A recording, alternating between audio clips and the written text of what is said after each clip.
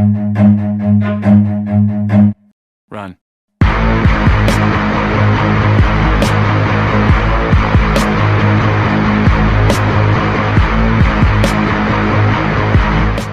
Well, good afternoon or good morning for you, everyone. Welcome to On the Run. A quick little on the run this week. Not too much happened this week, as it normally doesn't this time of year. Forgive the lighting. I'm outside in the midday sun here on Thursday, and for you it will be Friday morning. So still in Melbourne, just about to hop onto a plane this afternoon to head to another location in Australia for a few days, then another location in Australia for a few days, then back to Melbourne again, and then finally back to Asia. This week's top 8, let's run through them pretty quickly. What's happened during the week, just a few things. The biggest story this week, probably in a very sort of slow news week, was Genting Singapore for Thailand casino license, according to investment bank Maybank. They thought maybe a JV, maybe Genting Singapore would want a JV with a company in Thailand. Kind of makes sense because a lot of Thai players play in Singapore and that they wouldn't want to lose that revenue. Although historically over the years I've tended to find that when new properties open in new cities, it doesn't affect the other cities and it just creates new market. Genting has a bit of a track record in trying to expand, of course. Jeju and Japan, Maybank brought up, and I'll bring up Macau. They tried to get the license in Macau twice now, once last year and once 20 years before that. So good luck to Genting if they do indeed try that. And I'd probably just comment that I expect big things from Singapore this year, both Genting and Marina Bay Sands. I think Singapore is going to be a big market this year. Still with Genting, another story, Genting Malaysia, another US 100 million pumped into Empire Resorts by Genting Malaysia. Now, Genting Malaysia owns 49% of US Empire Resorts, which runs the New York Resorts World Catskills, a machines-only casino in upstate New York, and now also runs the Resorts World Hudson Valley property, which is also in New York upstate. Machines only casino. KT Lim personally owns the other 51% through one of his trusts. Clearly this property is loss-making, or this company is loss-making. They've had to pump quite a bit of money into it over the years, and does that augur well for their downstate ambitions for one of the three licenses for New York, downstate New York? Maybe not, who knows? But look, they can't seem to make money out of this property. They're not making much money out of Las Vegas. They seem to make all their money Genting in Malaysia and Singapore, and not really be able to do that well anywhere where there's a lot of competition. So that's an interesting sort of finding about Genting. What else have we got? We've got Delta Corp this week. There's a story about them. Down in Q4 of 2023, down to their gross income was down to 234 crore, which is 28 million US dollars in that quarter, and that's 16% down year on year, 15% down sequentially.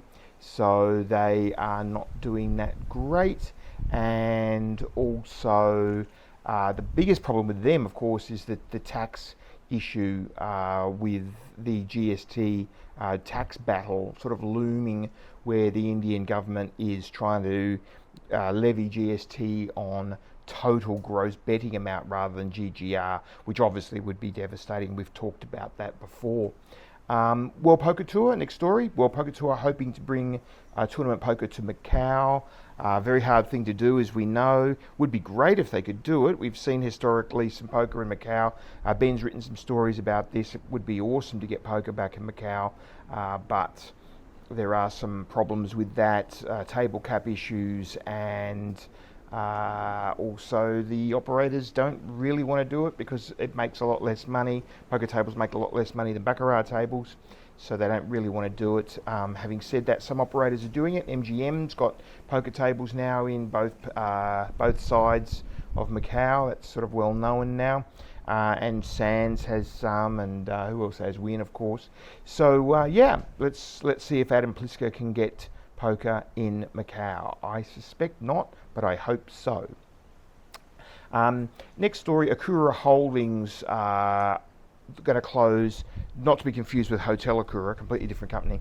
Okura Holdings to close their pachinko hall in Nagasaki. Now this is quite interesting because Nagasaki didn't get the IR license, and my comment here would be if they can't even maintain a pachinko hall, well, how the hell are they going to have an IR? So I think the central government, Japan, made the right decision there with Nagasaki. Next story, there was quite an interesting one. CCTV, the state-owned TV station in mainland China, they ran a sort of a top 10 cases of 2023 criminal cases TV show, and they had people voting on this, and the Alvin Chau case was voted one of the top 10, and in the story they said that between 2015 and 2019 Suncity generated 300 billion renminbi in turnover. I guess that's rolling. And they said Chau profited personally to the tune of 8.7 billion renminbi, which is about 1.2 billion US dollars. They also commented during that story that the agents that he had working for him, if they wanted to take an equity stake, then they were required to take an equity stake in Suncity of 5 million Hong Kong dollars, about 640 grand US, and their monthly target was Hong Kong $50 million in rolling. So what's that? Roughly, very roughly 2 million a day Hong Kong. So if they had one player betting, I don't know, 1,000 bets in a day, that would be a very big player. Two bets betting 500 bets in a day, that would be 2K. Oh, that's easily achievable. Yeah, really. You just need a few players for that. And apparently he recruited 283 agents, according to the CCTV show. IAGA has released details of their 41st gaming summit. IAGA, of course, the International Association of Gaming Advisors. I might go to that. It sounds really good. I'm in two minds whether to go or not.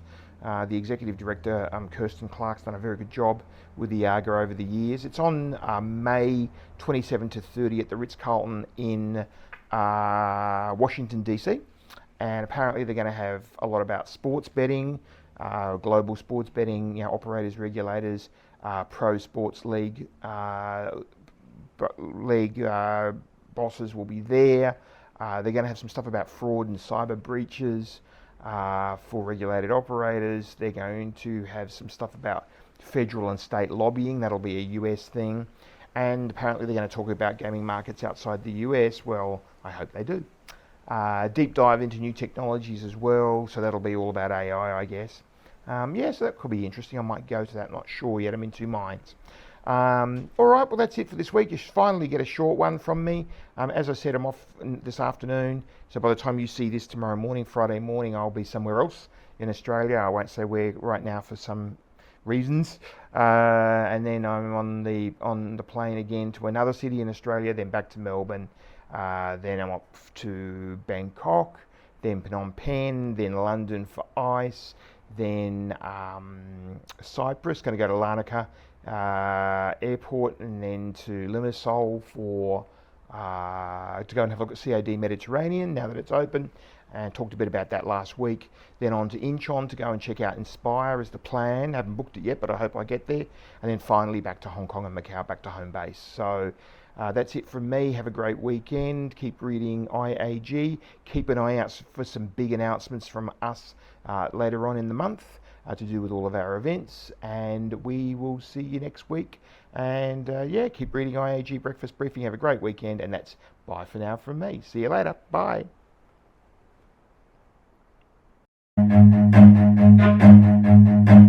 Run.